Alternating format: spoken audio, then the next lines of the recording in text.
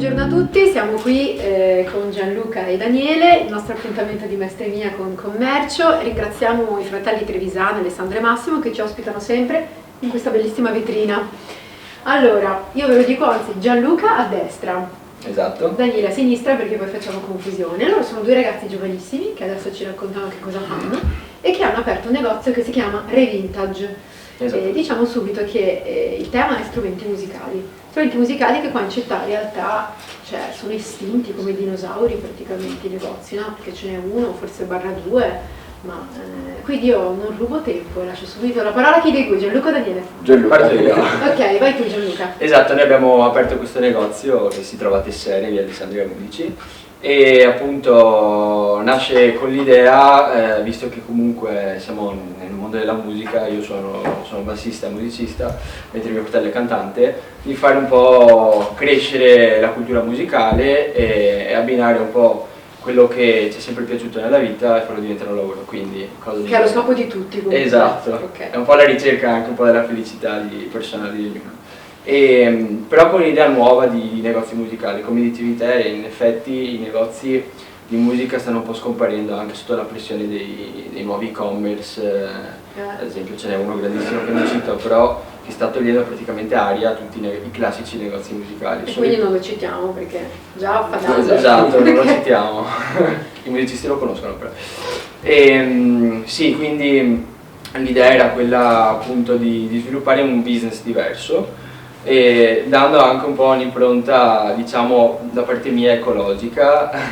Cioè cosa? Il business è quello di recuperare strumenti musicali usati, dargli nuova vita e rivenderli successivamente a altri musicisti, i quali daranno un'altra vita allo strumento. Quindi noi ci proponiamo appunto come non negozio canonico, ma un negozio appunto che ritira strumenti usati per conto terzi, e procacciamo l'affare. Tipo se io ho una chitarra, fammi un esempio una Stratocaster del 66. Una Stratocaster diciamo. del 66, cosa faccio? La potete portare da noi la valutiamo e la piazziamo nel nostro negozio fisico, perché pensiamo che il negozio fisico sia qualcosa di importantissimo per un musicista, un amante della musica, in quanto può vedere lo strumento, può provarlo, toccarlo, perché quello che manca un po' nei nostri tempi, diciamo, è il materiale, cioè vedere proprio lo strumento, toccarlo. Siamo ormai persi un po' in internet, cioè ci stiamo un po' spersonalizzando. Se lo dicono loro che sono giovanissimi, no? Sì. Quanti anni avete? 30. 23. Ok. Abbiamo anche meno. Grazie. Grazie. Spero per altri 10 anni mi darei ancora meno. Sì. Lei ha Photoshop. Esatto. E quindi appunto, come ti dicevo, il fatto di poter provare uno strumento in negozio e poterlo toccare e poi poterlo successivamente acquistare, noi abbiamo la nostra previsione, chiaramente abbiamo dei canali distributivi alla quale mettiamo lo strumento in vetrina, spediamo anche all'estero, quindi abbiamo spedite, anche, ok. sì, abbiamo già spedito in Europa e negli Stati Uniti, quindi abbiamo un raggio un po' ampio di vendita, okay. E successivamente il cliente a vendita venuta riceve la propria somma. E finora diciamo che sta un po' andando, ha funzionato sta partendo, sì. Esatto. Cioè c'è una nicchia di persone che comunque magari... Beh sì, il solito musicista che magari ha quello strumento a casa dove ha passato degli anni, vuole magari fare, esatto, oppure comunque vuole fare un upgrade alla sua strumentazione, dice vendo il mio strumento per poi comprarmene un altro, o da noi o comunque farsi su qualche soldo per andarsi a comprare. E se posso chiedere, qual è la fascia di età in cui vi indirizzate? Perché magari uno che ha uno strumento del 1970, faccio per dire, ha un'età magari più vicina a qualcuno che ci ascolta adesso, o sono ragazzi come voi appassionati? Beh, da 2 mesi che siamo aperti abbiamo visto un po' una varietà sull'età. Abbiamo da ragazzi di 20 anni che si propone di imparare lo strumento, quindi viene anche, diciamo, più a comprare. Sì. Appunto invece magari al quarantenne o al cinquantenne che trova che ha lo strumento in soffitta e vuole monetizzare e quindi lo porta da noi. Abbiamo diverse fasce età, però è un po' mescolato, non c'è proprio vero e proprio... È una passione trasversale. Trasversale, esatto, al 100%. Allora, ascolta, intanto vi chiedo una cosa, dov'è che canti tu? Io ho un gruppo, si chiama Double Shuffle Blues Band, facciamo pubblicità. Esatto, un po' Double Shuffle Blues Band, Okay. è un po' lungo però ci trovate su tutti i social, facciamo rock, blues, adesso stiamo scrivendo un nuovo album e insomma per l'estate usciremo, spero. Addirittura? Sì. E di dove È sei? comunque un gruppo che c'è ormai da 4-5 anni. È qua, local? Sì, siamo di Marghera. Di Marghera, quindi proprio in casa. E tu invece? Io invece eravamo più lontano. Esatto. Stiamo parlando degli Stati Uniti. Ah.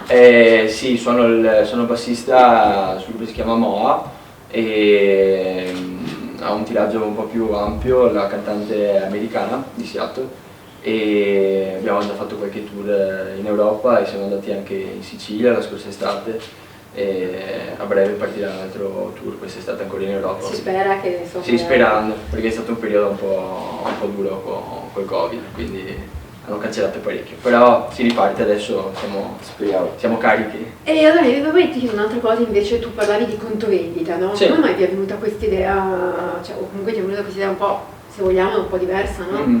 Sì. Rispetto alle altre, cioè un'idea di business diversa. Sì, per esperienza, perché il canonico negozio, classico negozio musicale che tratta principalmente nuovo, vedo che, o almeno per la mia esperienza, tratta un po' l'usato come una cosa ok che non è proprio che vuole proprio spingere tanto. Sì. Quindi, quasi di serie B, no? Diciamo sì, quasi di serie B. Mentre appunto poi anche purtroppo nel contesto economico che abbiamo adesso, secondo me l'economia che gira un po' più lenta, ci può essere un recupero dell'usato, anzi viene anche più valorizzato e quindi ho unito le due cose e ho detto perché no, cioè io sono comunque un grande appassionato di strumenti vintage, anni 60-70 e ho detto si può provare a mettere insieme le due cose e a far partire un business che sia appunto indirizzato verso l'usato e basta. Poi implementeremo anche qualcosa di nuovo, ma sugli accessori Certo. il core business rimarrà sempre lo strumento usato. Diciamo che è un'idea uscita dal lockdown, Sì? quindi come tanti nostri coetanei che durante il lockdown hanno riscoperto, trovato progetti a cui voler provare e anche il pensare un po' eco-green, il fatto di riutilizzare uno strumento, non dire prendo, lo uso e lo butto via. Riutilizzarlo, di metterlo in vendita anche per qualcun altro che magari vuole iniziare a suonare lo strumento. Questa è una cosa bellissima. Sì. E in più anche durante il lockdown tanta gente ha spolverato cantine, soffitte, ha trovato strumenti che non sapeva nemmeno di avere e ce li ha portati. Perché avevamo un po' di più tempo, se ce ne sì. avessimo un po' di più ogni tanto faremo Sì. grandi cose. E poi sai, c'è anche sempre questa idea romantica, almeno per me, anche per lui, di ridare vita a uno strumento, perché uno strumento è qualcosa di vivo. Cioè già il materiale in sé è il legno, per dirti una chitarra. Ha una storia da raccontare, l'ha già raccontata ma può continuare a raccontarla. E questa è un po' l'idea romantica che sta anche dietro al negozio. Prendere qualcosa che qualcuno dà per finito e fargli raccontare un'altra storia. Beh, io se fossi una ragazza proprio adesso ti chiederei anche tutto, cioè dopo diamo il suo numero di cellulare perché secondo me qui potete trovarlo su Reddit. romantico. Ascolta, no, comunque è una bellissima cosa e anche soprattutto questa cosa che il lockdown ha veramente messo in moto un sacco di creatività e noi lo ripetiamo ogni sabato che poi la speranza è che continui a vivere tutte queste attività nuove, però c'è davvero molta vivacità in questo campo, ok? Dopodiché tu hai detto una cosa bella, no? Allora, voi due avete anche altri due lavori, no? Sì. Però il sogno sarebbe soprattutto quello di Gianluca switchare, Esatto. e esatto, stare solo dietro il bancone a toccare i suoi strumenti. Esatto. Che è un po' questa cosa, perché ci si butta, però bisogna avere una base, no? Quindi... Sì, sempre.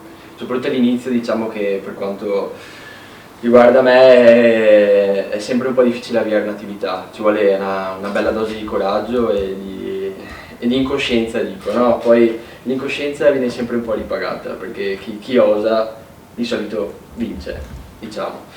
Chi sta a casa e... No, ha ragione. Esatto. Chi sta a casa e dubita rimane a casa. Esatto. Quindi sì, però bisogna avere una base. E è un momento transitorio. Una base tra virgolette. Anche no? economica e E musicale, sì, per il background che devi avere, sicuramente aprire un negozio di musica senza sapere niente del campo, almeno avere un po' di esperienza, è deleterio, no? Ma voi il negozio l'avete trovato, cioè avete avuto la fortuna o... Noi, beh, diciamo che anche qui ultimamente hanno chiuso molti negozi, soprattutto a Tessera, infatti una cosa che ci rende un po' orgogliosi per quanto riguarda il nostro piccolo paese è di aver aperto un'altra vetrina, mentre tante altre vetrine stanno chiudendo.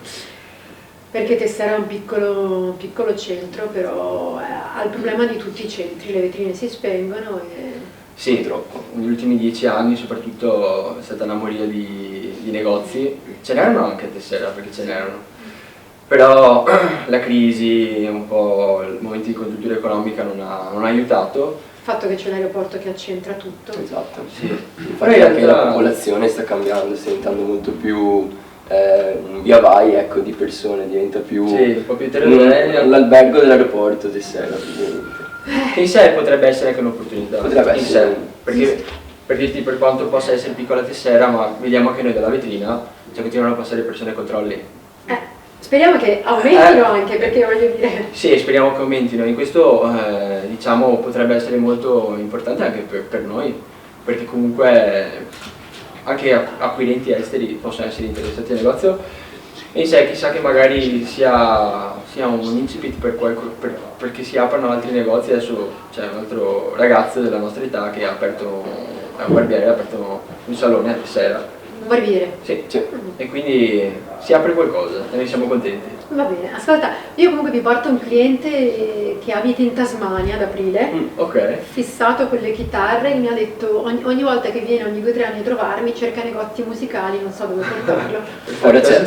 Esatto, ce n'era uno qua in centro, non c'è più, non faccio nomi, e quindi gli dirò di venire. Molto volentieri. Comunque un'altra idea del negozio è anche quella di che sia un punto di incontro per musicisti. Certo. Quindi anche se non vuoi acquistare qualcosa, comunque vuoi farti solo un giro, puoi trovarci... toccare qualcosa? Beh, esatto, se puoi venire lì, vuoi provare lo strumento, trovi noi che insomma siamo nell'ambito della musica, quindi puoi interloquire con...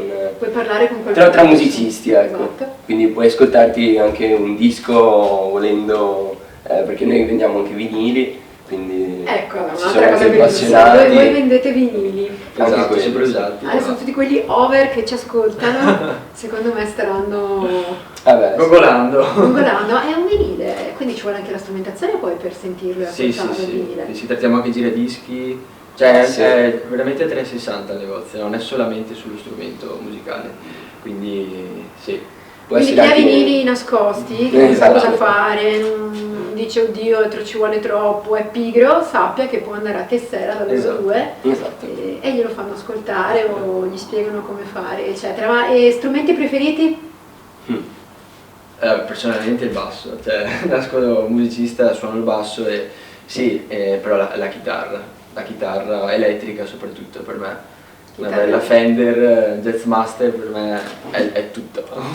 Va bene.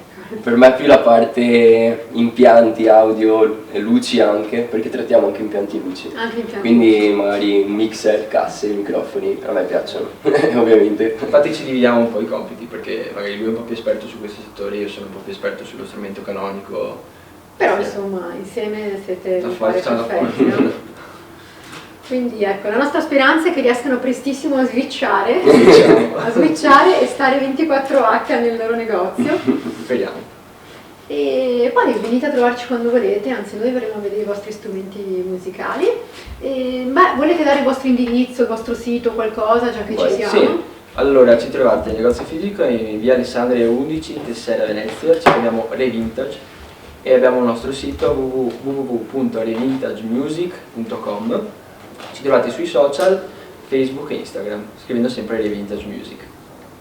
Va bene, noi ringraziamo Gianluca e Daniele e anche ovviamente sempre Trevisan che ci ospita e vi diamo appuntamento a sabato prossimo, magari invitiamo il nuovo barbiere così. Noi ringraziamo voi per lo spazio, complimenti ancora. Grazie.